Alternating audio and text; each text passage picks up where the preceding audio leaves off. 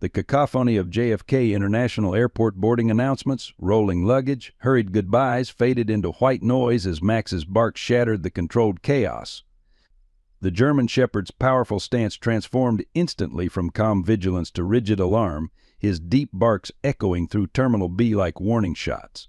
Officer Emily Morgan felt the leash go taut before she saw what triggered her partner's reaction.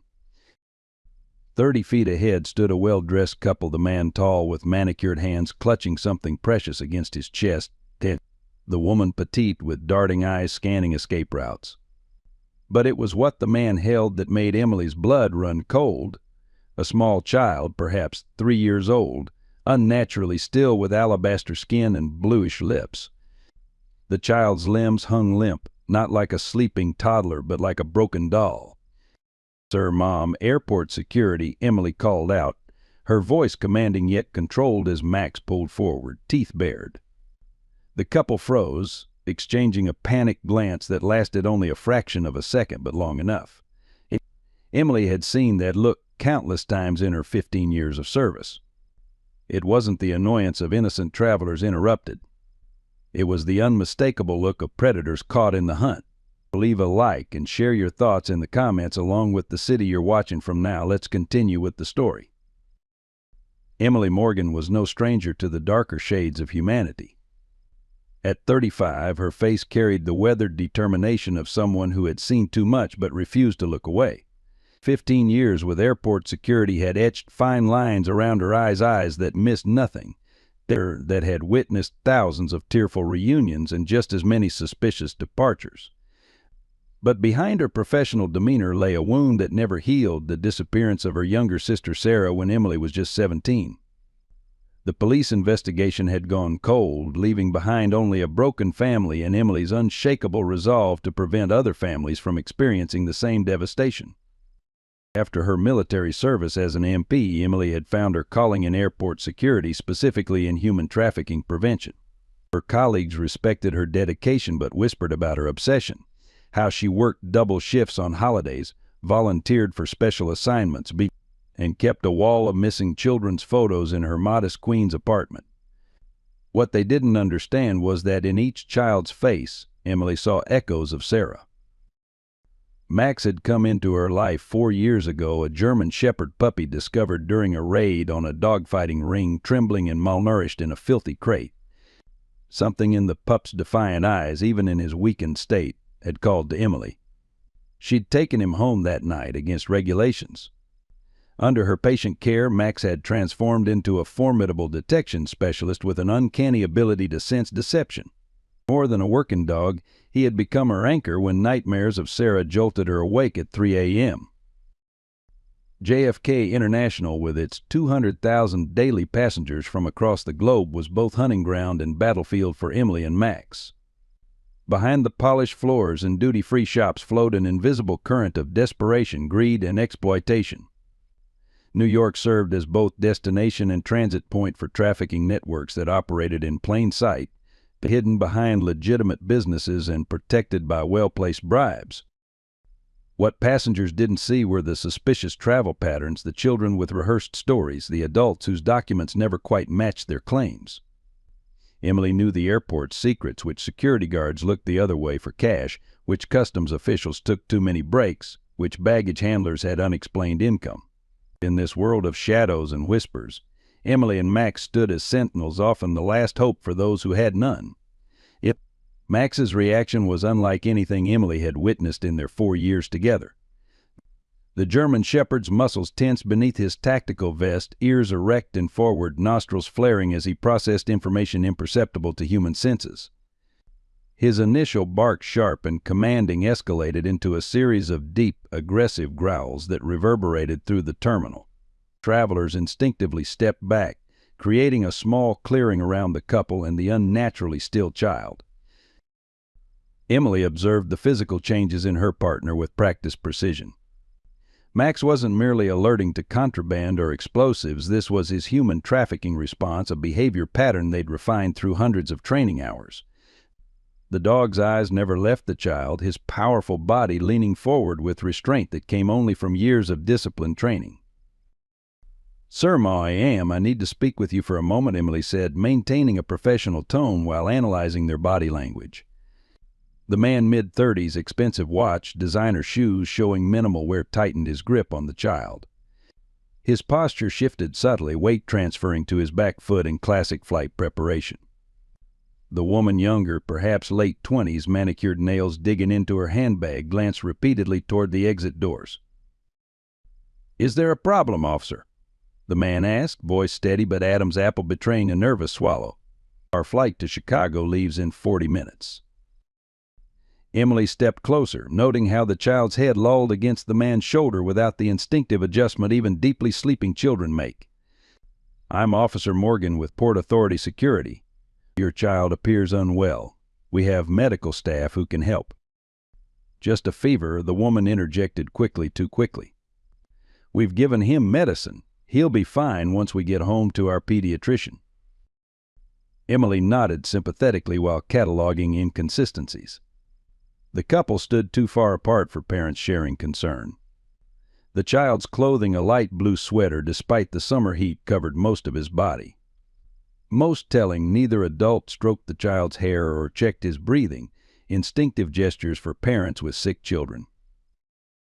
"What's your son's name?" Emily asked, deliberately using gender-specific language. A fractional hesitation. "Thomas," said the man. "Thomas Mitchell." "And how old is Thomas?" 3.5, the woman answered, stepping closer to her supposed husband. "Look, we appreciate your concern, but we really need to catch our flight. The doctor is expecting us." Emily maintained her position, blocking their path to the security checkpoint. "I understand, Mrs. Mitchell. Airport regulations require a brief medical check for passengers who appear unresponsive. It's for Thomas's safety. We'd hate for his condition to worsen at 30,000 feet. Max remained fixated on the child, his growl deepening when the man shifted position. "That won't be necessary," the man said, voice hardening. "We have medication and know how to care for our son." "Then you wouldn't mind showing me his medical documentation? And I'll need to see all your identification as well." Emily kept her tone conversational but placed her hand on her radio, a subtle signal to nearby officers that something wasn't right. The woman fumbled with her purse, producing passports with practiced efficiency. "Here, everything's in order." Emily examined the documents, noting their professional appearance while Max continued his unwavering focus on the child. The passports identified them as Daniel and Catherine Mitchell of Chicago, Illinois. Thomas Mitchell's passport photo showed a healthy, smiling boy, nothing like the pale, unresponsive child before her. "The name on your boarding passes, please?"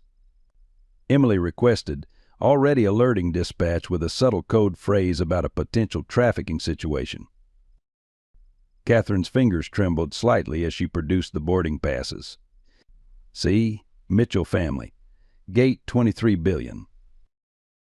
Emily noticed a small inconsistency in the passport binding, invisible to untrained eyes but glaring to someone who had examined thousands of travel documents. She needed to separate the couple, standard procedure for suspected traffickers. "Mr. Mitchell, would you mind if our medical officer just takes Thomas's temperature? It's airport policy for visibly ill children." Emily gestured toward the first aid station, where Officer James Rivera was now casually lingering, alerted by her earlier code. Daniel's jaw tightened. "I told you we're fine. We don't need." "Oh, we don't need." "He's not breathing right," Catherine suddenly blurted, her composure cracking.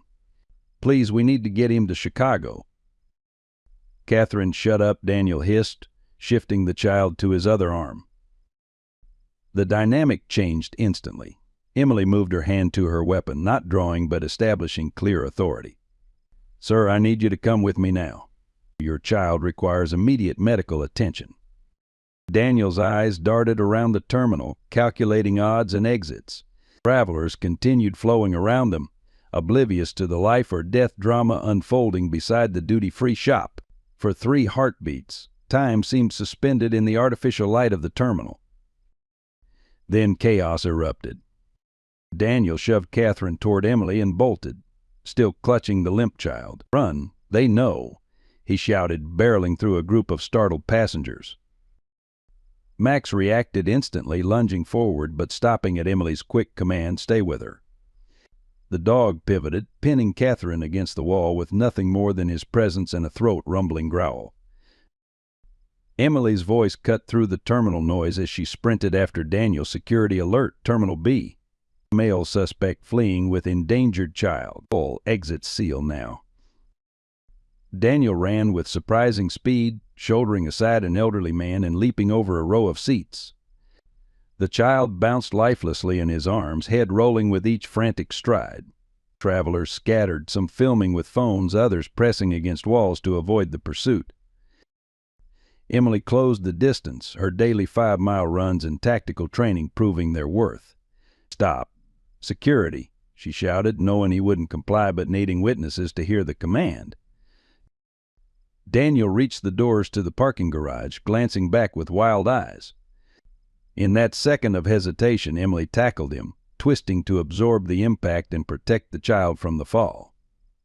They crashed to the floor in a controlled tumble, Emily immediately rolling to pin Daniel while securing the child. As backup security officers converged, Emily gently lifted the unresponsive boy. His skin felt cool to the touch, pulse weak but present. His pupils barely responded to light. Whatever they had given him was serious, possibly life-threatening. "Get medical here now," she ordered, cradling the small body while officers secured a cursing, struggling Daniel. "And someone bring in the woman. We need to know what they've given this child." As a medical team rushed forward, Emily looked down at the boy's innocent face. In that moment, she made a silent promise, the same one she'd made 1,000 times since Sarah disappeared. "I will find out who did this to you. And I will make them pay." The airport parking garage echoed with the sounds of struggle as Daniel Mitchell, if that was indeed his real name, fought against the officers restraining him. Emily kept her distance, the small child still cradled protectively in her arms while paramedics rushed toward them with a gurney. Max had arrived with Catherine in tow, Officer Rivera maintaining a firm grip on the woman's arm as she sobbed uncontrollably. "BP's dropping, pulse is thready," announced the lead paramedic after examining the child. "Probable sedative overdose. We need to move him now." They efficiently transferred the boy to the gurney, attaching monitoring equipment that beeped with ominous irregularity. Emily turned her attention back to Daniel, who had finally been subdued with handcuffs. His expensive suit was torn at the shoulder, a trickle of blood running from his split lip where he'd hit the ground during the takedown. The look he gave Emily wasn't the typical rage of a criminal caught in the act. It was something more complex, almost resigned, with an undercurrent of fear that seemed directed at something beyond his current predicament. "The passport's a professional forgery," Rivera reported, handing Emily the document. "Good enough to fool most checkpoints, but the watermark doesn't refract light correctly. And the child's documentation is definitely fake. The birth certificate number doesn't match Illinois state formatting." Emily nodded, studying Daniel's face. "Who is the boy? And don't give me any more lies about him being your son."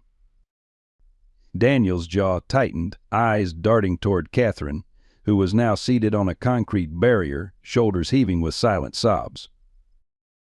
"You're looking at federal trafficking charges," Emily continued. "That's 20 years minimum. Cooperate now, and maybe, just maybe, there's a conversation to be had about reduced charges." "You don't understand what you're getting involved in," Daniel finally responded, voice low and strained. "You need to let us go, for your own safety. For everyone's safety." Emily leaned closer. "I understand exactly what I'm looking at. A child drugged to the point of respiratory distress, fake documents, an attempted escape. What I don't know is who you're working for and where you were taking him." Something shifted in Daniel's expression, a flicker of what might have been remorse. "We're just couriers. We don't hurt 'em." "Couriers," Emily repeated, digesting this confirmation of a larger network. "Working for whom?" Before Daniel could answer, a black SUV screeched around the corner of the parking structure, tires smoking against the concrete. Officers drew weapons, shouting commands that were ignored as the vehicle accelerated toward them. "Get down," Emily yelled, diving toward Catherine to pull her to safety as Max barked furiously, positioning himself between the approaching threat and his handler. The SUV swerved at the last second, not toward the officers as expected, but toward the ambulance where paramedics were loading the child. In the split-second chaos, Emily registered movement on the garage's upper level, a metallic glint in the shadows. The crack of a high-powered rifle shot ricocheted through the concrete structure. Daniel's body jerked violently, his white shirt blooming red as he collapsed to the ground. Blood pooled beneath him with shocking speed as officers scrambled for cover, weapons drawn toward both the SUV and the unseen sniper. Active shooter. Officer down. Someone shouted into a radio. Though Daniel wasn't an officer, he was their suspect, now dying on the garage floor as the black SUV peeled away, tires squealing on the exit ramp.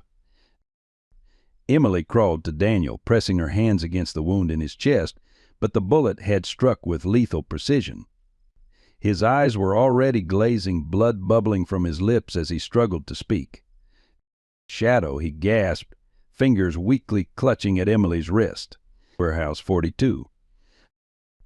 His final breath rattled out, eyes fixed on something Emily couldn't see. The garage erupted into coordinated emergency response, officers securing the perimeter, medical personnel confirming what Emily already knew, SWAT team members deploying toward the upper levels in search of the shooter who had almost certainly already escaped. Catherine's wail cut through the tactical radio chatter. "No, Danny. Oh, God, no." She fought against her restraints, collapsing to her knees when Officer Rivera maintained his grip. "They killed him. They'll kill us all." Emily moved to the hysterical woman, grasping her shoulders firmly. "Who, Catherine? Who will kill you?" Catherine's mascara ran in black rivers down her cheeks, her entire body trembling. "The Shadow Organization. They're everywhere. Police, government, businesses. They have our daughter." Her voice broke on the last word, dissolving into incoherent sobs. The revelation struck Emily like a physical blow. Not professional traffickers then, or at least not exclusively. Parents coerced into becoming couriers by threats against their own child.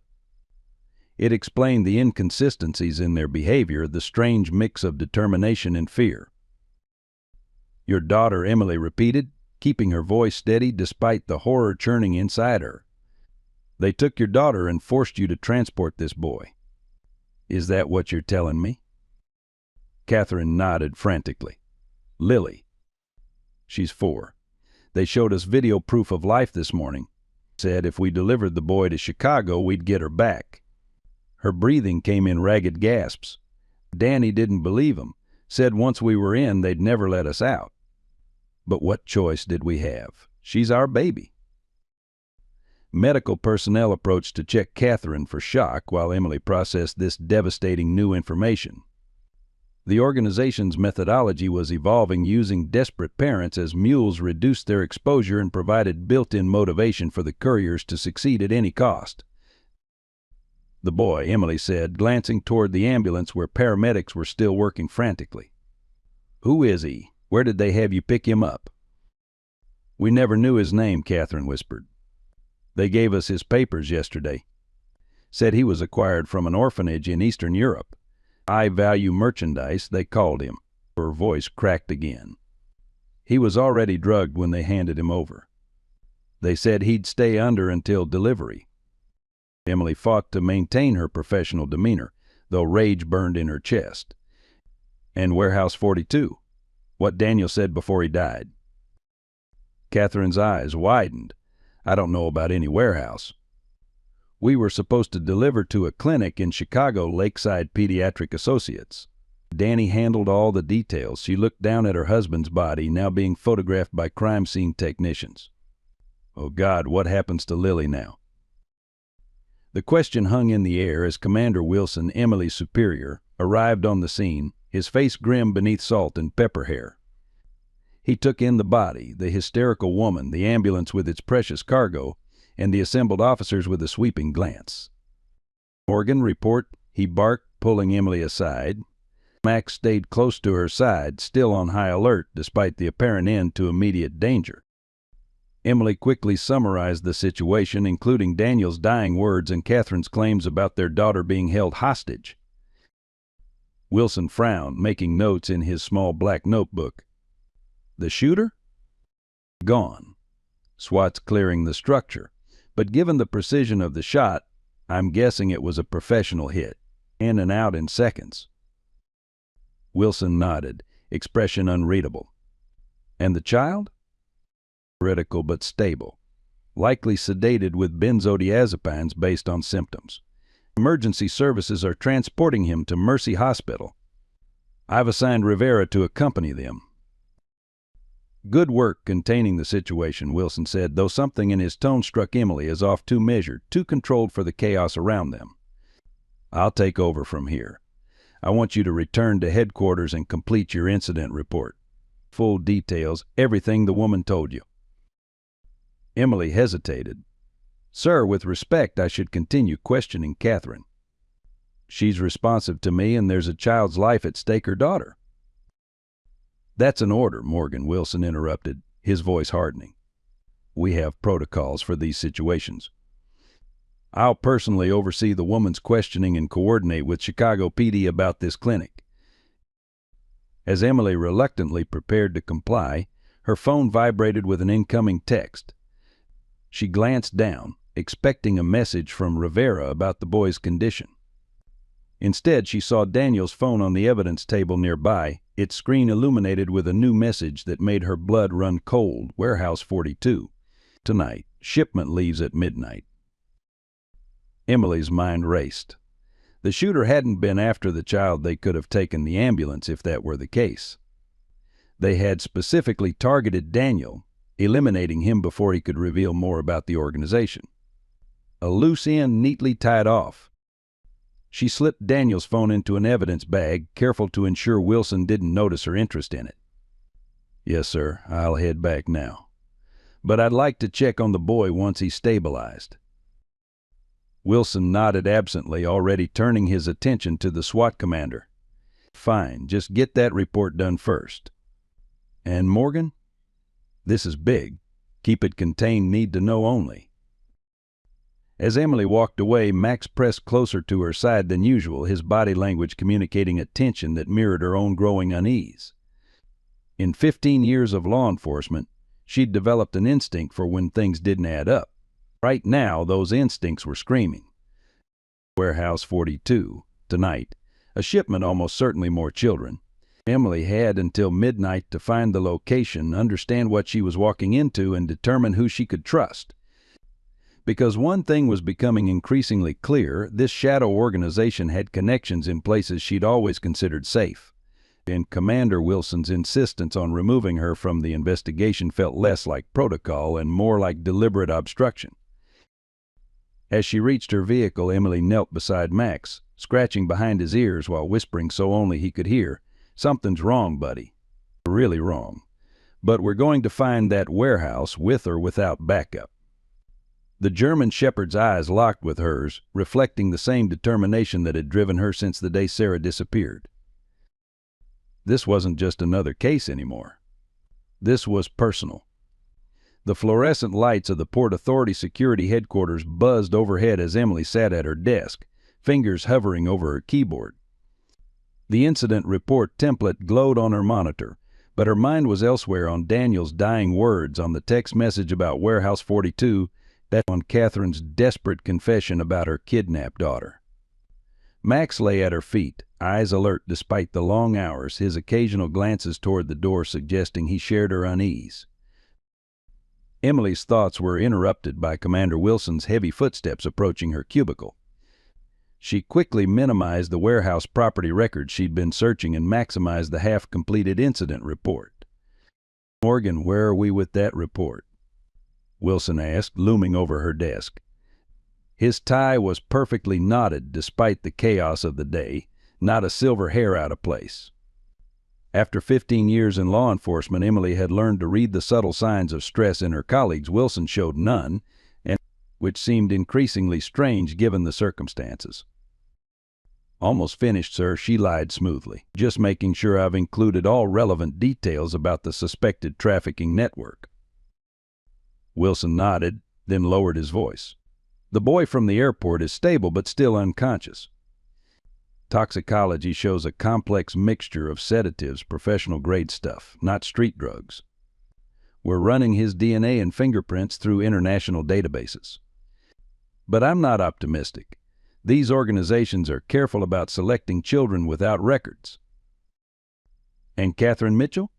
Any progress on locating her daughter? Emily asked, watching Wilson's face carefully. A flicker of something annoyance crossed his features. Chicago PD found the clinic address she provided. Abandoned for months. Another dead end. He sighed with what seemed like practiced weariness. We've placed Mrs. Mitchell in protective custody while we continue investigating. Emily nodded, maintaining a neutral expression. I'd like to question her again, sir. I think she knows more than she's telling us. That won't be necessary, Wilson replied too quickly. FBI's taking jurisdiction since it's clearly interstate trafficking. Agent Donnelly will handle further questioning. And with respect, sir, I established rapport with her. She might. That's enough, Morgan. Wilson cut her off, his tone final. Finish your report and take some personal time. You've had a tough day. As Wilson walked away, Emily's gaze fell to his phone, partially visible in his jacket pocket. Her breath caught as she glimpsed an incoming text message, cleanup required. She knows too much. Emily's heart pounded against her ribs as she forced herself to look away to maintain her composure while her world tilted on its axis. Not just connections within law enforcement, Wilson himself was involved. Her commanding officer for the past 8 years, her mentor, a man she'd trusted with her life countless times, was part of the trafficking network. She waited until Wilson disappeared into his office before slipping Daniel's phone from her drawer. The message about Warehouse 42 remained on the screen, along with earlier exchanges that painted a chilling picture, coordinates, delivery times, thus references to merchandise and processing. Emily quickly forwarded the messages to her personal encrypted email, then replaced the phone in the evidence locker where it officially belonged. Her next move was calculated but risky. She walked casually to Officer James Rivera's desk in the adjacent room, Max following at her heels. "Rivera, got a second?" she asked, keeping her voice steady as she placed a folder on his desk. "Need your eyes on this witness statement." James looked up, his dark eyes questioning but trusting. At 32, he was younger than Emily, but equally dedicated, his reputation for integrity well established in the department. They'd worked dozens of cases together over the years, developing the shorthand and trust that made for effective partners. "Sure thing," he replied, opening the folder. Inside was not a witness statement, but a hastily scribbled note. Wilson compromised. "Warehouse 42 tonight. Children in danger. Trust no one. Meet me parking level 3 in 10 minutes. James's expression didn't change, but Emily saw his shoulders tense slightly. He nodded as if reviewing a routine document. "Looks good to me. I'll add it to the file." He closed the folder, sliding it back across the desk with a meaningful glance. Emily returned to her desk, submitted her deliberately incomplete report, and logged off her computer. Taking Max for a quick walk, she announced to no one in particular, gathering her jacket and bag with practiced casualness while adrenaline surged through her veins. 10 minutes later, in the deserted lower level of the staff parking garage, Emily paced beside her battered Ford Explorer, Max sitting attentively at her side. The sound of approaching footsteps echoed against concrete walls, and she tensed, hand moving instinctively toward her weapon. James emerged from the stairwell, alone and similarly alert. "Want to tell me what the hell is going on?" he asked without preamble, keeping his voice low. Emily pulled out Daniel's phone, showing James the messages. "The couple at the airport were mules, James. Their daughter is being held hostage to ensure cooperation. Daniel, the husband, was assassinated before he could talk, but not before mentioning Warehouse 42. Then I saw a text on Wilson's phone ordering my cleanup because I know too much. James absorbed this, his expression growing darker. You're saying Commander Wilson is involved in child trafficking? That's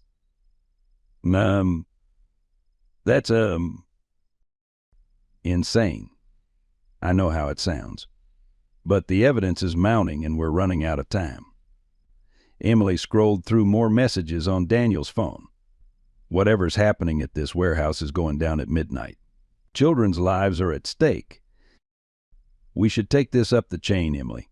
BI, Homeland Security. And if they're compromised too, Emily interrupted. Wilson mentioned FBI agent Donnelly specifically taking over. What if that's because Donnelly is also involved? This organization has tentacles everywhere, James. We can't risk alerting them. James ran a hand over his close-cropped hair, conflict evident in his expression. This is way outside protocol. We could lose our badges or worse. I know, Emily acknowledged. That's why I'm not asking you to come with me.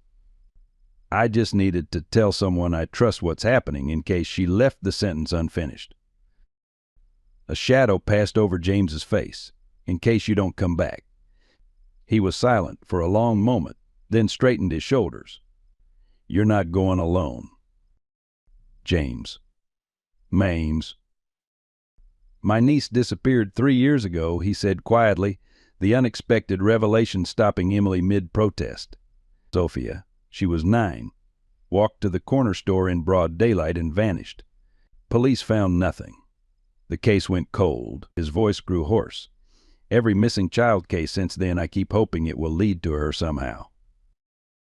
The confession hung in the air between them, creating a new understanding. Emily had known James had a personal stake in their work, but he'd never shared the details until now. I've never told anyone at the department, he continued. Didn't want special treatment or pity. But if there's even a chance this organization has her, or knows what happened to her, he met Emily's gaze, determination replacing doubt. I'm coming with you. End of discussion. Emily nodded, recognizing the same drive that had pushed her forward since Sarah's disappearance. We need to move fast. I've located 3 possible sites matching Warehouse 42 in the greater New York area. One's been demolished. Another's actively operated by a legitimate shipping company with round-the-clock staff. The third is officially abandoned an old meat processing facility in the industrial district near the waterfront. That's our target, James agreed. What's our play? We can't exactly call for backup. We go in quiet, gather evidence, and call in the cavalry only when we're certain who we can trust. Emily opened her SUV's rear compartment, revealing a small arsenal of tactical equipment, flashlights, extra ammunition, bulletproof vests, medical supplies. I've been preparing for something like this for years. Just never thought the enemy would be wearing our uniform. As they geared up in silence, Emily's phone vibrated with an incoming call. Catherine Mitchell's name flashed on the screen, the woman from the airport, who should have been in protective custody and unable to make calls. Emily answered cautiously. Mrs. Mitchell? How did you get this number? Officer Morgan? Catherine's voice was barely a whisper, terror evident in every syllable. They have me. They know I talked to you. Please help the call cut off abruptly. Emily stared at the phone, cold dread settling in her stomach. They've taken Catherine. How did they even get her? She was supposed to be under guard. Wilson, James said grimly. He must have arranged her transfer. Emily checked her watch, 7:14 p.m. We have less than 5 hours before whatever's happening at the warehouse goes down. We need to move now. What about Catherine? May. We'll find her at the warehouse, Emily replied, though uncertainty gnawed at her confidence. They'll want to make an example of her, show what happens to people who betray them. As they pulled out of the parking garage, neither spoke for several minutes, the weight of what they were undertaking settling over them. No backup, no official sanction, potentially facing armed criminals and worse, corrupted law enforcement officers they'd once called colleagues. "We should have a contingency plan," James finally said. "Someone outside the department who can receive everything we find if things go south." Emily nodded, already thinking along similar lines. "I have a contact at the New York Times investigative reporter who specializes in corruption cases. I'll send her everything we have now with instructions to publish if she doesn't hear from us by morning." The drive to the warehouse district took 40 minutes through evening traffic, each passing moment increasing the tension in the vehicle. Max sat alert in the back seat, sensing the gravity of their mission. As they approached the industrial zone, Emily killed the headlights, navigating by moonlight through streets littered with abandoned equipment and graffiti-covered buildings. Warehouse 42 loomed at the end of a desolate strip, a massive concrete structure with broken windows and loading docks long since stripped of usable materials. But subtle signs belied its abandoned appearance: fresh tire tracks in the mud, a recently cut chain on a side entrance, faint light visible through papered windows. Two vehicles parked behind the east side, James noted as they conducted a perimeter check from a safe distance. A black SUV, possibly the same one from the airport, and a white van. No company markings. Emily nodded, observing the building through high-powered binoculars. One guard at the main entrance, another patrolling the loading dock. Armed handguns at minimum, possibly more under those jackets. Professional setup, James agreed. Way more security than an abandoned building warrants. They retreated to their vehicle to finalize their approach plan, spreading satellite images of the building across the hood. 3 main entrances, all likely guarded, Emily noted. But there's a maintenance access on the roof with a fire escape that doesn't appear on the original building plans, probably added during renovations. "That's our way in," James confirmed. "Minimal exposure, direct access to the upper level for reconnaissance before we commit." Emily nodded, checking her weapon once more. "And we observe only unless someone's in imminent danger. Priority is confirming what's happening and gathering evidence we can take to trustworthy authorities." "And if we see Wilson or other officers there?" Emily's expression hardened. "We document it and retreat. Taking them down requires more resources than we have." As they prepared to move out, Emily knelt beside Max, securing his tactical vest and checking the specialized equipment attached to it: a camera for visual documentation and a medical kit specifically designed for the canine officer. "I need you to be extra careful tonight, buddy," she whispered, rubbing his ears. "We're on our own out here." Max licked her cheek once, his dark eyes somehow conveying understanding of the gravity of the situation. Emily had long since stopped questioning the depth of the dog's comprehension. Max had proven his intelligence time and again in the field. They moved silently through the shadows toward the building, using abandoned equipment and shipping containers as cover. The night had grown unnaturally quiet, even the ambient city noise seeming muted in this forgotten corner of New York.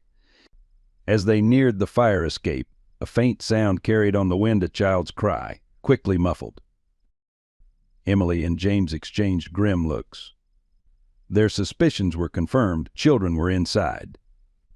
What had begun as an airport security incident had led them to what appeared to be a major trafficking operation, hiding in plain sight, protected by the very people sworn to fight it. Sending the fire escape required patience and precision, each metal step carefully tested before bearing weight to prevent creaks that might alert the guards below.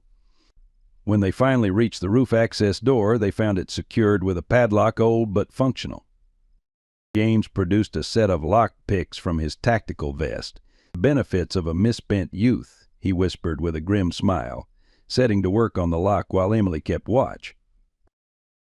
The lock opened with a soft click, and they slipped inside, entering a dark corridor that smelled of mildew and something more disturbing: antiseptic, like a hospital.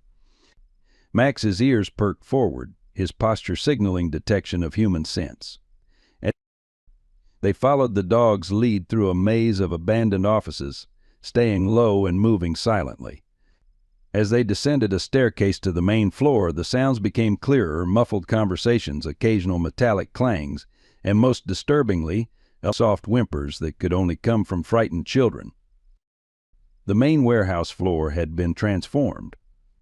What from outside appeared abandoned was inside a hive of activity partitioned into sections with temporary walls. Through a partially open door, Emily glimpsed what appeared to be a processing center desks with computers, photographic equipment, and stacks of documents that likely included the same type of forged passports they'd confiscated from Daniel and Catherine. But it was the central area that froze Emily's blood. Cage-like structures large enough to hold children but too small to stand upright lined the walls. Some contained huddled figures, tiny and terrified. Others stood empty, presumably waiting for new acquisitions. A medical station was set up nearby, complete with examination table and pharmaceutical supplies. "They're processing them here," James whispered, horror evident in his voice. "Creating new identities before shipping them out." Emily nodded grimly, silently photographing everything with her encrypted phone. "We need to get closer, see if Catherine or her daughter are here." They edged along a catwalk that overlooked the main floor, documenting each new horror, children being photographed for false documents, medical examinations conducted without care or consent, frightened faces peering through cage bars. And then Emily saw him, Commander Wilson, moving comfortably through the warehouse, consulting with the operations staff as if conducting a routine inspection. Beside him walked a woman in a lab coat, gesturing toward the medical station as they talked. Emily activated the directional microphone on her phone, focusing it on their conversation. "The quality of the latest acquisitions is exceptional," the woman was saying. "The European pipeline is delivering as promised. Healthy children, minimal trace, excellent market value." Wilson nodded. "The Chicago client is particularly interested in the Mitchell girl. Rare blood type, perfect match for their specifications. She's prepped and ready. Extraction scheduled for midnight along with 6 others. The father's elimination caused some complications, but nothing we couldn't handle." "And the mother?" Ma? The woman smiled coldly, making an excellent object lesson in what happens to those who talk too much. Emily's hand tightened around her weapon as Wilson and the woman moved toward a separate area at the rear of the warehouse. She caught James's eye, silently communicating her intent to follow. He nodded, positioning himself to maintain surveillance of the main floor while she tracked Wilson. With Max at her side, Emily followed at a safe distance, documenting everything. Wilson and his companion entered what appeared to be an office space, closing the door behind them. Through the window, Emily could see them joining 3 other well-dressed individuals around a conference table laden with documents and a laptop. "That's Judge Harrison," Emily whispered in shock, recognizing one of the city's most prominent criminal court judges. "And that's Deputy Mayor Collins beside him." The scope of corruption was staggering, reaching into the highest levels of city government and law enforcement. Emily had seen enough. They had solid evidence now, documentation that could bring down the entire network if delivered to the right people. She signaled to James that it was time to retreat and regroup. They needed to identify which federal agencies remained untainted and could be trusted with their evidence. As they began their careful withdrawal, Max suddenly tensed, a low growl rumbling in his chest. Before Emily could react, floodlights blazed throughout the warehouse, and a voice boomed over a loudspeaker. "Security breach on the upper level. All personnel, execute containment protocol immediately." Their covert observation had ended. Now began a desperate fight for survival and for the lives of dozens of innocent children trapped in this house of horrors. The floodlights transformed the warehouse's shadowy interior into harsh, unforgiving clarity. Emily and James crouched behind a stack of shipping crates on the catwalk, momentarily blinded by the sudden illumination. Below them, the warehouse erupted into controlled chaos, guards drawing weapons, staff securing computer terminals, and most horrifyingly, children being herded deeper into the facility by workers wearing medical scrubs. "They're moving the children," Emily whispered, the urgency in her voice matching the rapid acceleration of her heartbeat. "We can't let them disappear." James checked his weapon, face grim with determination. I count 12 armed guards, probably more we can't see. Odds aren't in our favor, Morgan. Max pressed against Emily's leg, his training keeping him silent despite the tension radiating through his powerful body. The German shepherd's ears swiveled toward every sound, cataloging threats faster than human senses could process. Split up, Emily decided, formulating a plan even as boots pounded up the stairwell behind them. I'll create a diversion. You find Catherine and get to the children. Focus on documentation. We need proof that will stand up in court. James nodded, understanding the stakes. Rendezvous is at the east exit in 15 minutes. If either of us doesn't make it, the other continues the mission. They clasped hands briefly, a gesture that conveyed more than words could in that moment.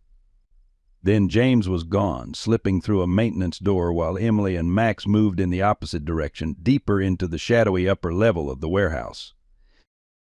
Emily reached for her phone, sending a pre-composed emergency message to her contact at the New York Times, attaching all the photos and recordings they'd gathered. As the message sent, she heard shouted commands from the guards, searching for them, disciplined voices indicating professional training, not common criminals. Former military or law enforcement, most likely. Find them. The Shadow wants them alive if possible, but don't take chances. They've seen too much. From the Shadow. The same name Catherine had mentioned, the organization's mysterious leader. Emily filed the information away as she positioned herself near an electrical panel. Years of tactical training had taught her that chaos, properly applied, was often the best ally when outnumbered. She waited until a 3-man search team passed beneath her position, then fired 2 precise shots into the main circuit breaker. Sparks exploded from the panel as the warehouse plunged back into darkness, emergency lights casting eerie red glows that created more shadows than illumination. Shouts of confusion rose from below as backup generators struggled to engage. Emily used the momentary advantage to move, Max staying close as they navigated toward the area where they'd seen the caged children. Behind them, the search team fired blindly into the darkness, bullets pinging off metal railings.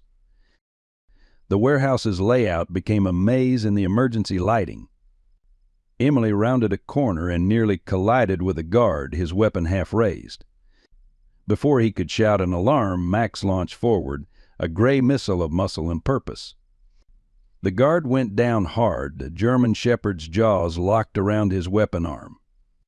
Emily quickly disarmed him, using his own zip ties to secure him before applying a pressure point technique that rendered him unconscious. "Good boy," she whispered to Max, who released on command and resumed his protective position beside her. "Let's find those kids." They descended to the main floor through a service ladder, emerging behind a stack of shipping containers that provided momentary cover. The central processing area was in disarray, staff frantically shredding documents and wiping computer drives, while guards established defensive positions around the perimeter. Emily spotted James across the warehouse floor, moving stealthily between rows of medical equipment. He caught her eye briefly, gesturing toward a heavy metal door on the far side, likely where the children had been relocated. She nodded, then pointed to her watch. Time was running short. A commotion near the main entrance drew everyone's attention. Commander Wilson strode purposefully across the floor, barking orders with the authority of someone accustomed to unquestioned obedience. "Accelerate the timetable. I want the primary merchandise moved within 30 minutes. Anything we can't transport, destroy. Leave no evidence." Primary merchandise. The clinical terminology for children made Emily's blood boil. She watched Wilson consult with a tall figure whose face remained in shadow, their conversation intense but inaudible from her position.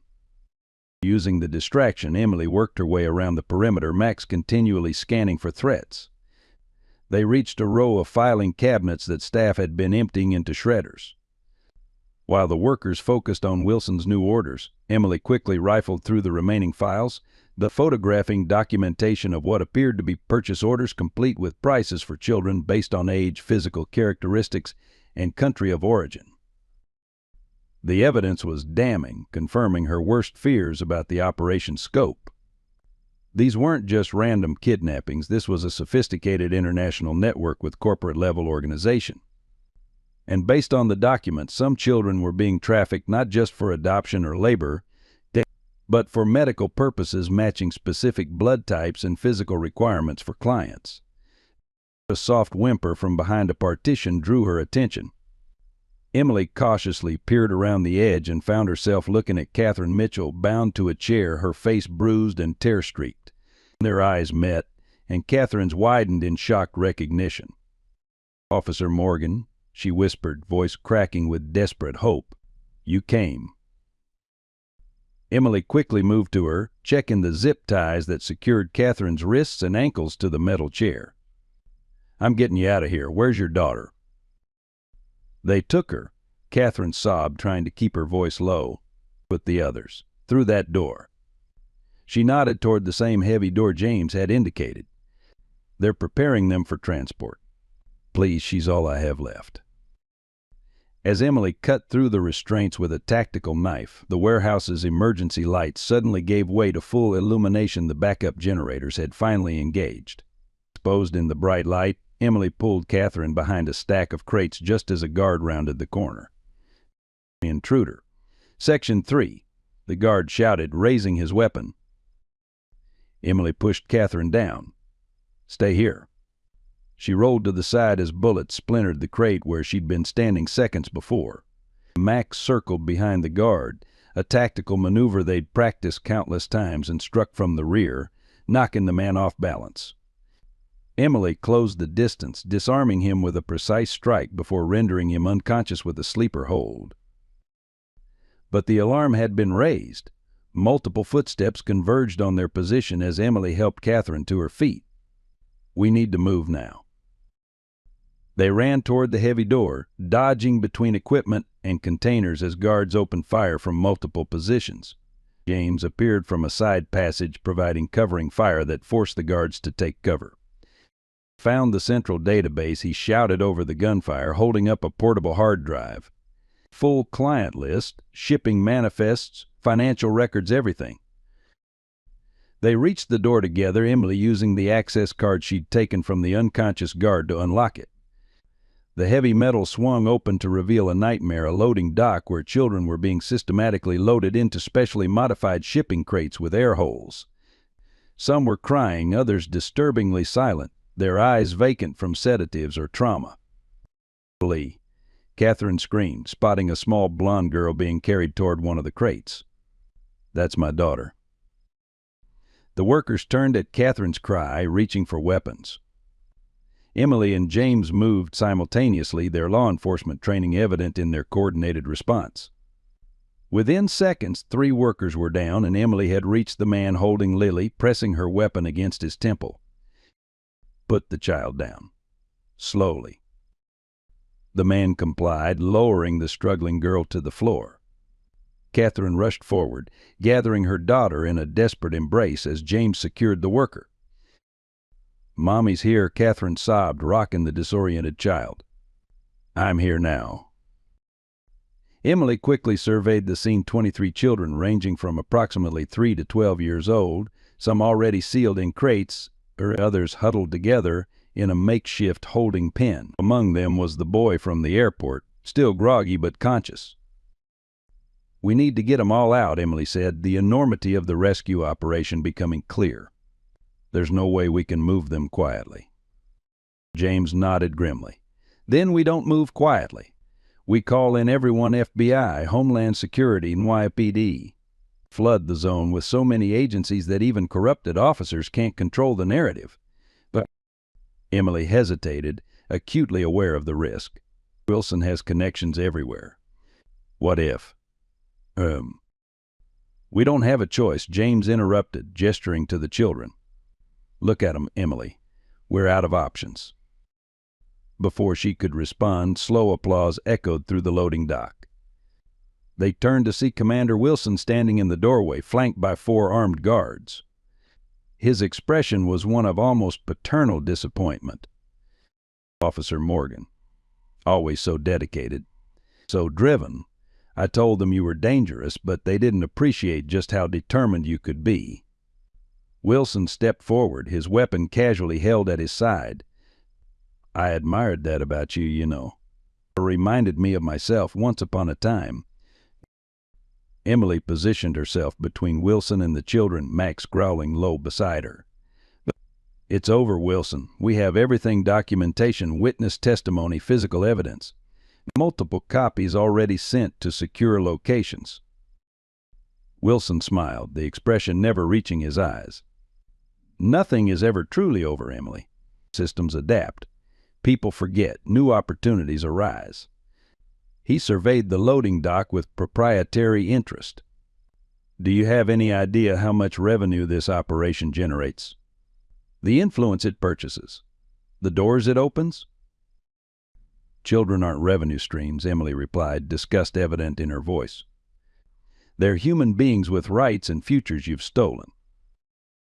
Wilson sighed, as if disappointed by her naivety. "Always so black and white with you. The world isn't that simple. These children serve greater purposes than they ever could in their original circumstances. Medical research, specialized adoptions, unique opportunities." "You mean organ harvesting, sexual exploitation, and forced labor," James interjected, his weapon trained steadily on Wilson's chest. Wilson shrugged, unconcerned. "Semantics. The point is, you're interrupting a very delicate operation with very powerful beneficiaries. People who won't appreciate this interference. People like Judge Harrison? Deputy Mayor Collins?" Emily challenged. "We saw them, Wilson. We have them on record." Something flickered in Wilson's eyes, the first sign of genuine concern. "Then you understand the depth of your problem. You're not fighting one corrupt officer. You're challenging an entire system." "A system that kidnaps children," Catherine said from behind Emily, her voice shaking but determined as she clutched Lily to her chest. "That murdered my husband. That destroys families." Wilson's gaze hardened. Collateral damage in service to greater interests. "Now, we're going to resolve this situation professionally. Officers Morgan and Rivera will surrender their weapons. The operation will proceed as planned. And tomorrow, 2 dedicated officers will tragically die in the line of duty during an unrelated drug bust. Their reputation and pension will comfort their families." Emily felt a cold certainty settle over her. There would be no negotiation, no surrender that didn't end with their deaths and these children disappearing forever. She glanced at James, a silent communication passing between them. They would make their stand here, against impossible odds, because there was no acceptable alternative. As Emily prepared to act, the warehouse's fire alarm suddenly blared to life. Sprinklers activated throughout the facility, drenching everyone in seconds. The momentary confusion was all the advantage they needed. Emily and James moved in perfect coordination, taking down 2 guards before they could react. Max launched himself at a third, his training precisely targeted to disable without lethal force. Wilson retreated through the doorway, shouting commands to unseen reinforcements. "Get the children out the loading bay doors." Emily shouted to Catherine over the alarm's wail. "Emergency vehicles will respond to the fire alarm, flag them down." James worked frantically to unlock the remaining crates as Emily provided covering fire from the doorway, keeping Wilson's men at bay. The children, soaked and frightened but responsive, followed Catherine toward the large bay doors at the rear of the loading dock. A bullet grazed Emily's shoulder, spinning her against the wall. She returned fire, forcing her attackers to retreat momentarily, but the wound burned like fire, blood soaking her sleeve. James appeared beside her, his own weapon nearly empty. "Children are clear," he reported, pressing a bandage against her wound. "But we're pinned down. No clear exit route." Emily nodded grimly, assessing their deteriorating tactical position. The main warehouse floor had become a battlefield, with Wilson's forces gaining ground methodically. Even with their law enforcement training, they were outnumbered and outgunned. "The evidence is what matters," she said, pressing the hard drive into James's hand. "Get to the children. Make sure they're safe. I'll cover your withdrawal." James shook his head. "Not happening. We go together or not at all." Before Emily could argue, Max's posture suddenly changed. The German Shepherd's attention fixed on the far side of the warehouse, ears forward, body tense not with aggression but recognition. Emily followed his gaze and felt her heart stop. A tall figure emerged from the shadows beyond Wilson's position, moving with deliberate confidence through the chaos. He wore dark tactical gear without insignia, his face obscured by a hood. Wilson turned, startled by the new arrival. "Sir, we have the situation under control," Wilson began, his tone suddenly deferential. The hooded figure ignored him, continuing toward Emily and James's position with measured steps. Guards moved aside, their weapons lowered in evident recognition of authority. "Who is that?" James whispered, adjusting his aim. Emily shook her head, a strange unease building in her chest. Max's behavior bothered her. The dog should be on high alert for any approaching threat, but instead seemed almost expectant. As the figure drew closer, he slowly raised his hands, showing he held no weapon. Then, with deliberate care, he lowered his hood. Emily's weapon nearly slipped from suddenly numb fingers. The face revealed in the harsh warehouse lights was one she knew better than her own, one she had never expected to see again in this lifetime. "Michael?" she whispered, his name foreign on her tongue after so many years. Her brother, missing for nearly a decade, presumed dead after disappearing from college, stood before her, and his familiar features hardened by years and experiences she couldn't begin to imagine. His eyes, their mother's eyes, held a coldness that sparked terror deeper than anything Wilson had inspired. "Hello, Emily," Michael said, his voice deeper than she remembered but unmistakable. "You should never have come here." Behind him, Wilson smiled triumphantly, secure in the knowledge that the Shadow, the organization's mysterious leader, had arrived to resolve the situation personally.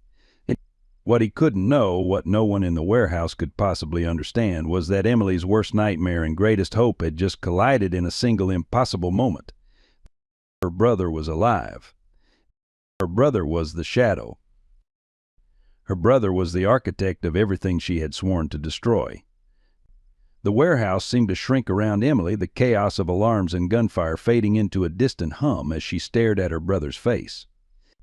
Everything, the wounded children, the corrupt officers, even James standing tensely beside her, receded into peripheral awareness.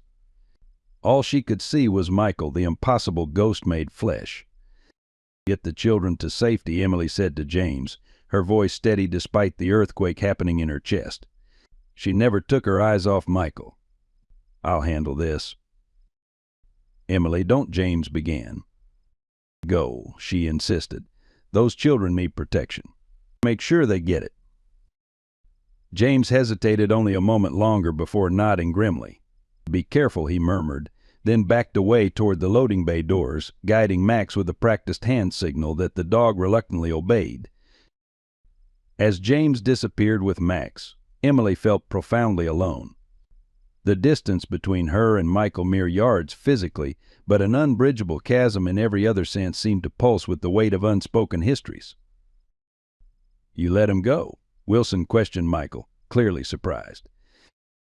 Michael never broke eye contact with Emily.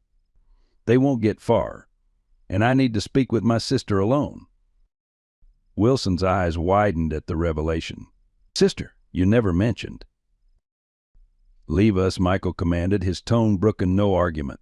"Secure the perimeter. No one enters this section." After Wilson and the remaining guards retreated, silence enveloped the siblings. Water from the sprinklers continued to rain down, plastering Emily's hair to her face and diluting the blood from her wounded shoulder. "You're hurt," Michael observed, his voice clinically detached. Emily ignored the burning in her shoulder. 9 years, 4 months, and 17 days, she said. "That's how long you've been gone. Mom died still waiting for you to come home." A flicker of something pain, perhaps regret, crossed Michael's face before the mask of indifference returned. "The woman who raised us wasn't our mother." "What are you talking about?" Emily demanded. "Our entire childhood was a fabrication," he replied. "Orchestrated, monitored, and ultimately disposable when it no longer served its purpose." Emily shook her head, refusing the poison of his words. Stop it. We grew up in Connecticut. Dad taught history at the community college. Mom volunteered at the animal shelter where we adopted our first dog. Constructed memories, Michael countered, implanted and reinforced through routine and repetition. Did you never wonder why we had no extended family? No grandparents, no cousins, no history before that house in the suburbs? Emily fought to maintain her composure. You sound delusional. Whatever happened to you? What happened was I discovered the truth, Michael interrupted. When I was taken from college, it wasn't a kidnapping. It was a retrieval. I was shown evidence of our true origins, our purpose. And that justified becoming this. Emily gestured around the warehouse at the empty crates that had held frightened children. Trafficking innocent children? Destroying families? Michael's expression hardened. You understand nothing about what we do here. These children aren't victims, they're assets, specially selected for their genetic profiles. They go to homes and facilities where their unique characteristics serve greater purposes than their biological families could ever provide. Emily felt sick. Her brother, the boy who had taught her to ride a bike, who had defended her from bullies, who had inspired her to serve others, was rationalizing the abduction and exploitation of children with the cold calculation of a monster. Listen to yourself, she pleaded. These are children, Michael. Not assets, not genetic profiles. Children with dreams and favorite colors and stuffed animals they can't sleep without. Sentimentality, Michael dismissed. The luxury of those who don't understand the larger picture. And what is this larger picture that justifies such cruelty? Michael studied her for a long moment. I didn't want you involved in this, Emily. I've worked for years to keep you away from our operations.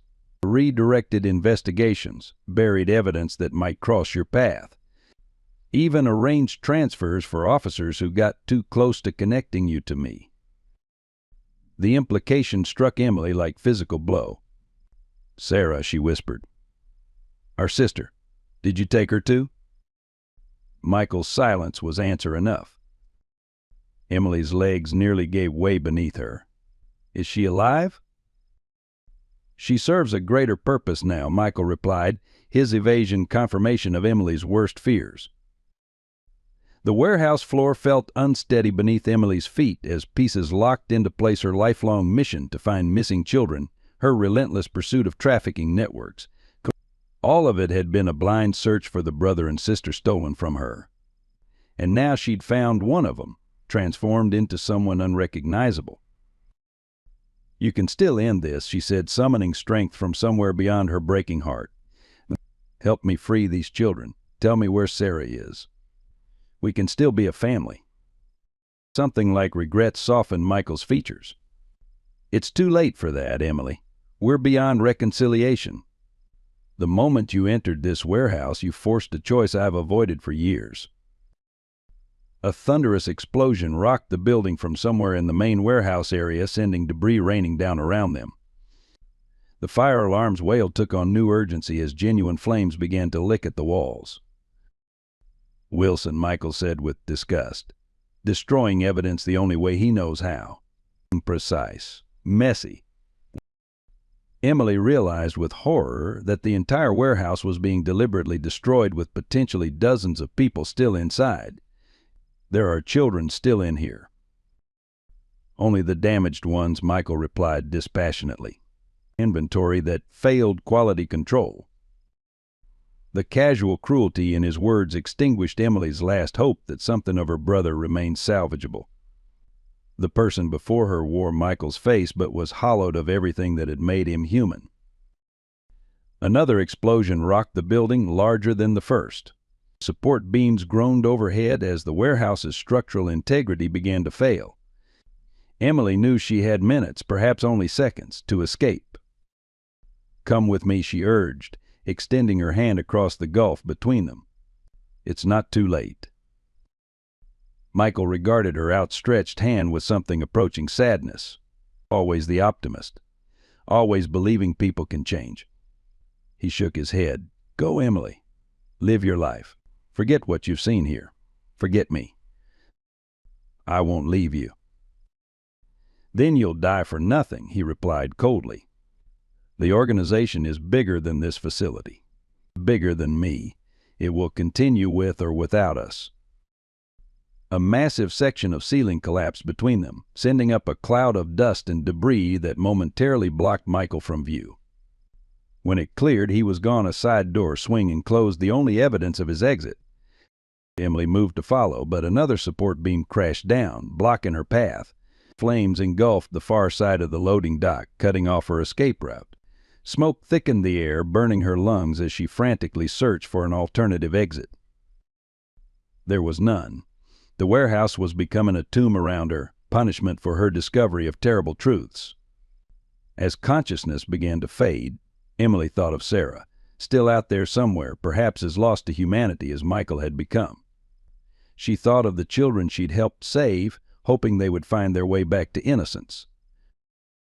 And she thought of Max, faithful Max, who had started this journey with one vigilant bark in an airport terminal. She was glad, at least, that he was safe with James. As darkness closed in, Emily Morgan surrendered to the inevitable, her last conscious thought a prayer that someone would continue the fight she had begun. The acrid taste of smoke filled Emily's lungs as consciousness slipped away. The warehouse's burning skeleton groaned around her, a funeral pyre she had not chosen but could no longer escape. Her final thoughts scattered like embers: regret for Michael, hope for the rescued children, and sorrow for the sister she would never find. But death, it seemed, was not yet ready to claim Emily Morgan. For a familiar bark penetrated her fading awareness. Strong jaws clamped onto her tactical vest, dragging her across debris-strewn concrete. Emily forced her eyes open to see Max, his fur singed and dirty, pulling her toward a narrow service corridor nearly hidden behind fallen shelving. "Max," she whispered, her voice raw from smoke. "You came back." The German shepherd whined urgently, tugging more insistently. Behind him stood a figure Emily couldn't immediately identify through the thickening smoke. Then the figure knelt beside her, and Michael's face emerged from the haze.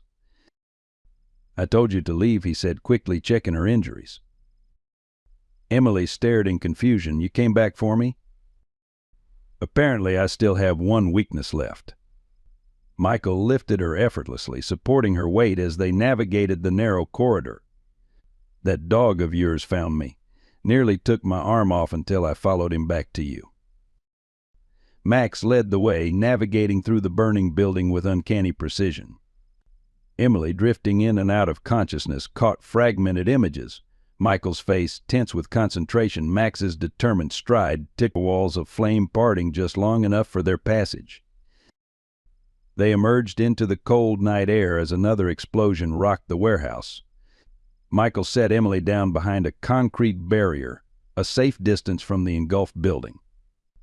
Emergency vehicles' lights painted the scene in surreal flashes of red and blue. First responders focused on containing the blaze rather than searching for survivors they presumed had perished.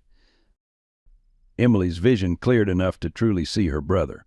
Blood streaked his face from a gash on his forehead, and his breathing came in labored gasps.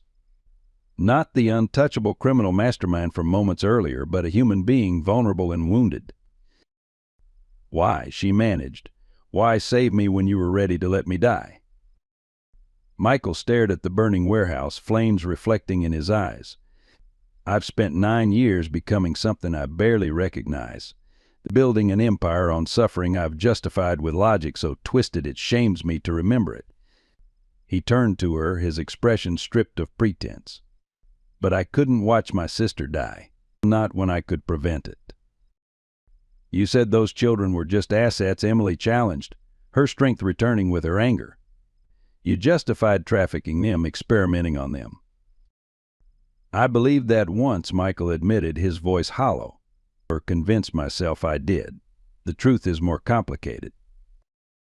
He reached into his jacket, retrieving a small flash drive which he pressed into Emily's hand.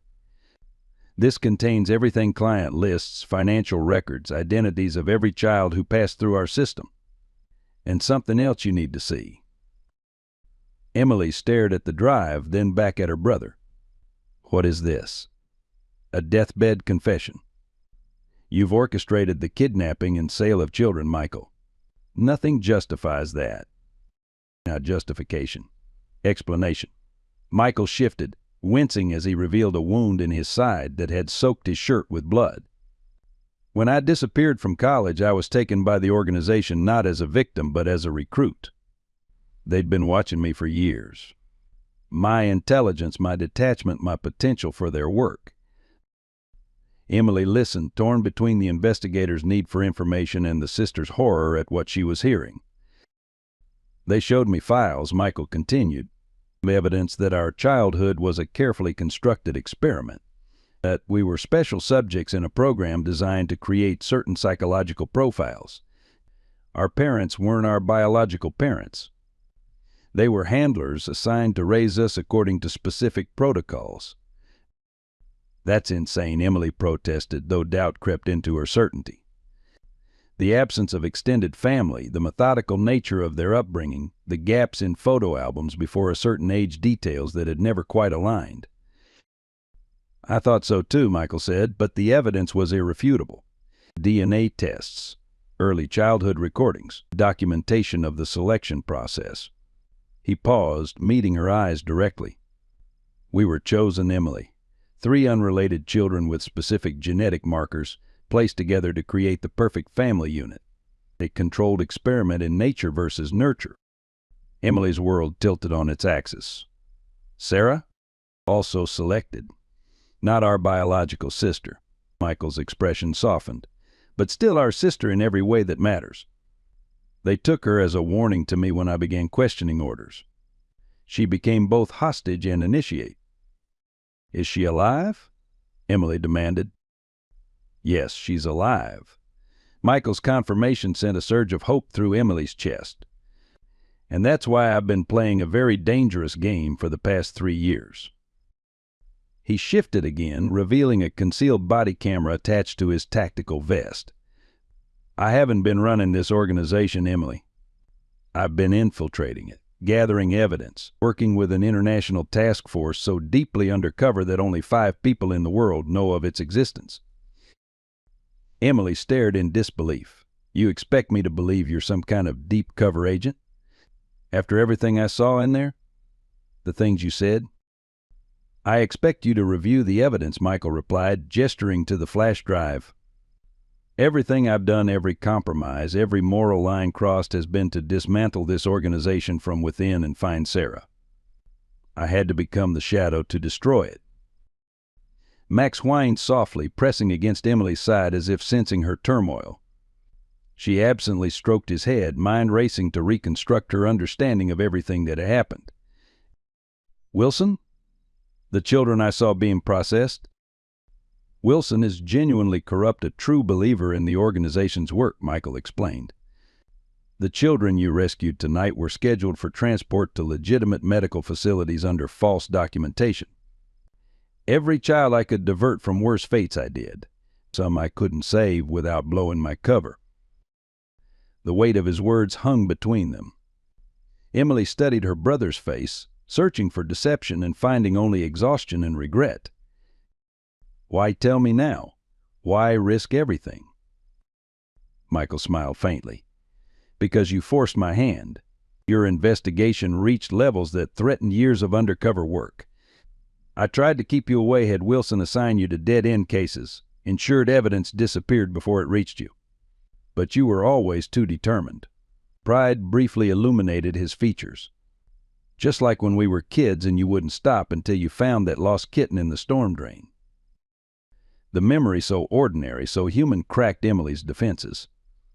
She remembered that day, rain-soaked, 9 years old, refusing to come inside until the kitten was safe, Michael eventually joining her search with a flashlight in patience.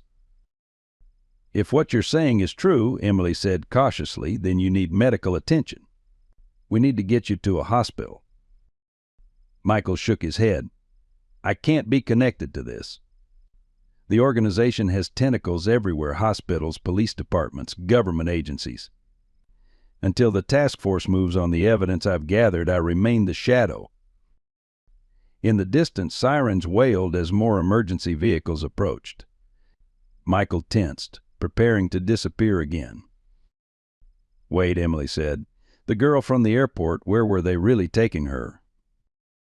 "To a private medical facility in Chicago," Michael answered. "A legitimate hospital with a shadow operation in its basement.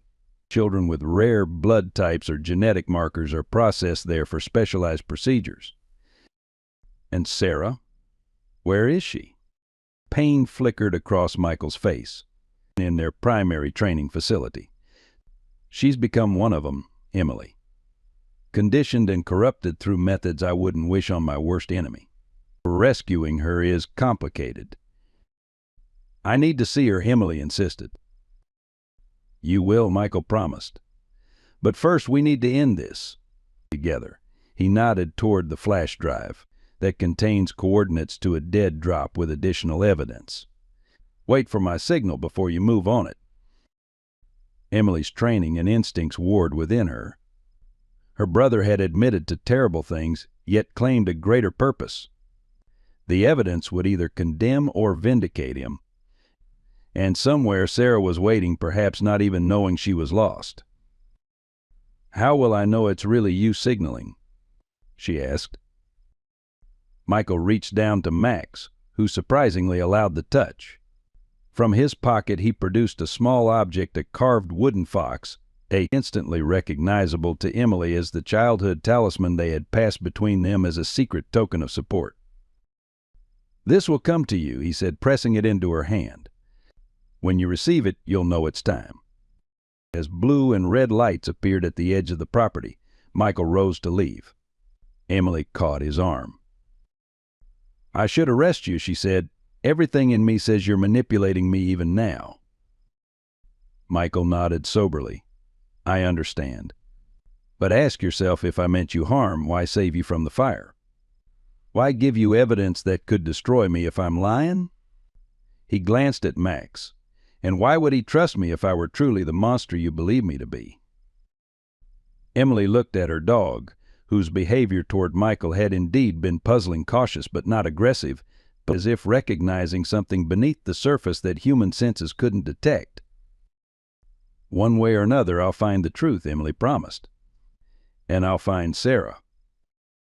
"I'm counting on it," Michael replied. Then, with a final glance at the burning warehouse, the visible portion of a much larger, hidden evil, he disappeared into the darkness. Emily watched him go, the flash drive clutched in her fist, her brother's revelations threatening everything she thought she knew. The simple moral clarity of her mission had shattered, leaving only complex, painful questions in its wake. But one thing remained certain: the children she had helped save tonight would not be returning to cages. And somewhere out there, Sarah was waiting to be found. 1 week after the warehouse fire, Emily stood alone beneath a gray spring sky, watching as cemetery workers completed their task. The simple granite headstone bore only a name, Michael Morgan, and 2 dates marking the beginning and presumed end of a life now shrouded in questions. No body lay in the casket they lowered into the earth. Michael's remains had not been recovered from the warehouse ruins.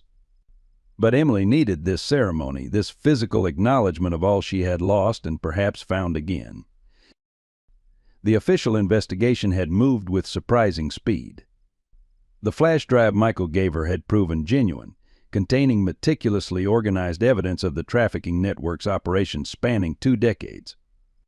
Within 48 hours of Emily delivering it to carefully selected federal authorities, coordinated raids had targeted 37 locations across 12 countries. Over 300 children had been rescued, and arrests numbered in the hundreds, judges, police officials, medical professionals, and politicians among them. Commander Wilson had attempted to flee but was apprehended at the Canadian border. Found in his possession were fake identification documents and nearly $2 million in bearer bonds. He now occupied a high-security cell, offering to trade information for concessions that no prosecutor seemed inclined to grant. Emily turned from the grave as the last of the cemetery workers departed, leaving her alone with her thoughts and with Max, who had remained loyally at her side throughout the turbulent days since the warehouse. The German Shepherd's injuries had been minor singed fur and a small cut on one paw, but Emily's had been more severe. Her shoulder still ached beneath its bandage, and smoke inhalation had left her voice raspier than before. "Miss Morgan?" Emily turned to find Catherine Mitchell approaching across the manicured cemetery lawn, holding Lily's hand. The little girl looked remarkably recovered from her ordeal, bright-eyed and alert, clutching a small stuffed rabbit. Catherine's face showed the lingering shadows of grief for her husband, but also the unmistakable relief of a mother whose child had been returned safely. "I hope we're not intruding," Catherine said. "We wanted to thank you in person. The hospital released Lily yesterday." Emily smiled, kneeling to Lily's eye level despite the protest from her injured shoulder. "Hello there, you look much better than the last time I saw you." Lily regarded her solemnly, then offered a shy smile. "Thank you for helping my mommy find me." The simple gratitude in the child's voice struck Emily with unexpected force. This was why she had joined law enforcement, not for accolades or advancement, but for moments like this, when shattered lives began their slow reconstruction. "The doctors say she'll make a full recovery," Catherine added. "No lasting effects from the sedatives." "She's one of the lucky ones." Emily nodded, rising to her feet. "And you? How are you holding up?" Catherine's eyes drifted to the fresh grave. "Taking it day by day. The FBI has been surprisingly helpful with protection and resources." She hesitated. "I heard they found records at one of the raided facilities. Children who passed through their system over the years. They're using DNA testing to identify and reunite families where possible." "Yes," Emily confirmed. "It's a massive undertaking, but progress is being made." She didn't mention that she checked the database daily, searching for any sign of Sarah among the recovered files. "Will you be returning to work soon?" Catherine asked. "Not to my old position," Emily replied. "I've been offered a role with a new joint task force specifically targeting child trafficking networks. They want Max too, apparently. He's quite the celebrity at the Bureau now." At the mention of his name, Max's ears perked up. Catherine smiled, reaching down to let the dog sniff her hand before gently petting his head. "He deserves a medal," she said. "If he hadn't alerted to us at the airport, she left the sentence unfinished, the alternative too painful to articulate." "He was just doing his job," Emily said, though her pride in her partner was evident. "Right place, right time." After Catherine and Lily departed with promises to stay in touch, Emily remained by the grave a while longer. The cemetery had emptied as afternoon faded toward evening, the spring chill deepening with approaching dusk. "You're receiving visitors now?" James Rivera's voice came from behind her. He approached with measured steps, still moving carefully from his own injuries sustained during the warehouse raid. "Catherine and Lily wanted to say thank you," Emily explained. "How was your debrief?" James shrugged. 5 hours of the same questions asked different ways. "I think they're finally convinced we weren't complicit in Wilson's operation." He glanced at the headstone. "Still no word?" Emily shook her head.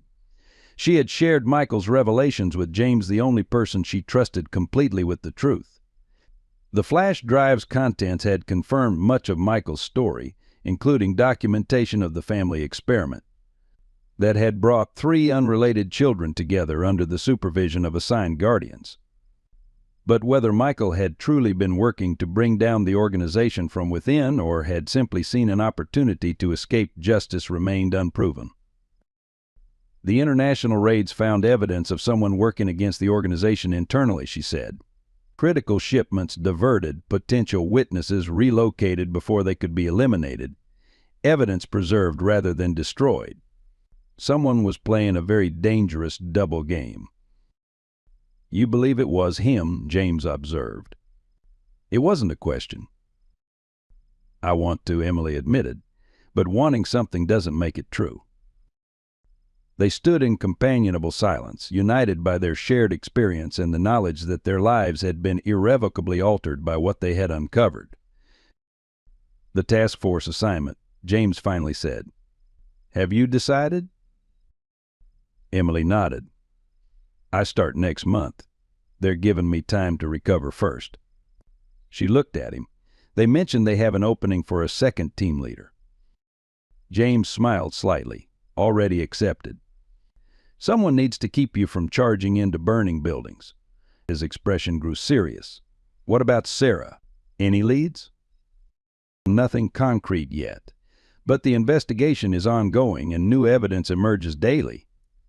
Emily's determination was palpable. "I'll find her, James, whatever it takes." As twilight descended, they walked together toward the cemetery gates, Max trotting contentedly between them.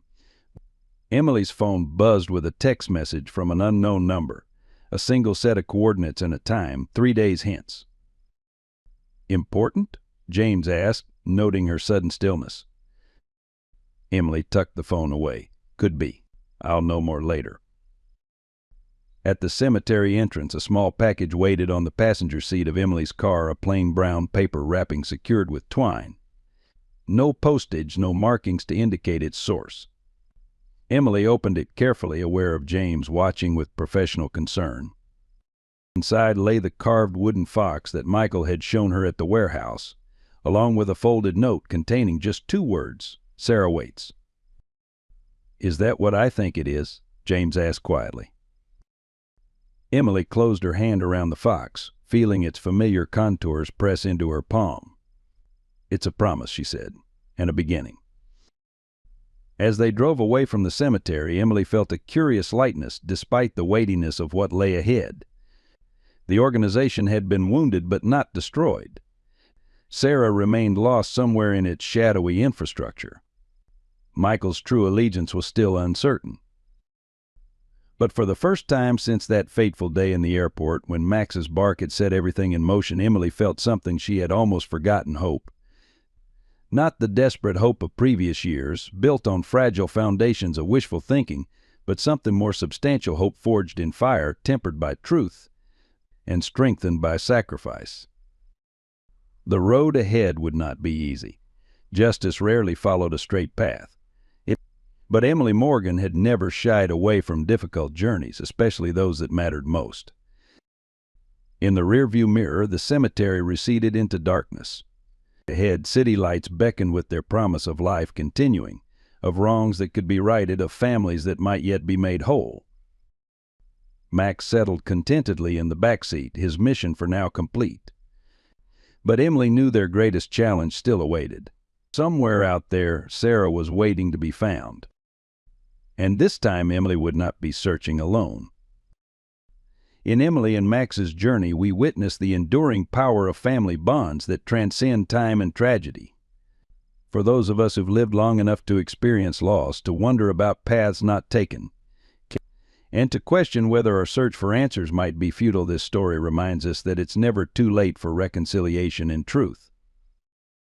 Like Emily, many of us carry wounds from our past, missing loved ones, unanswered questions, or relationships fractured by circumstances beyond our control. Yet her persistence teaches us that age brings not just wisdom but a special resilience that younger generations might not fully comprehend. The courage to face difficult truths, to extend forgiveness even when it seems impossible, and to continue reaching across divides, these are gifts that come with our years of experience. When Max barked at that airport, he initiated more than just a criminal investigation. He began a healing journey. Remember, our life stories aren't finished being written. Even in our golden years, we can still find our missing pieces, rebuild connections, and perhaps most importantly, help others find their way home. I hope you enjoyed today's story. Subscribe to the channel so you don't miss more stories like this. Leave a like and comment below what you thought of the story. See you in the next video.